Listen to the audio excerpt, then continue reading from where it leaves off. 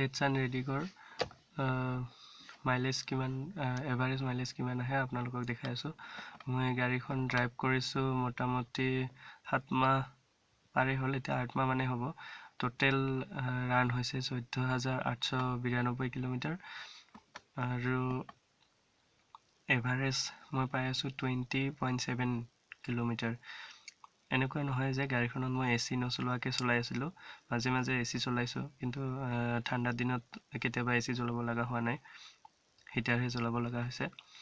তথাপি মই এইখিনি পাই আছোঁ আৰু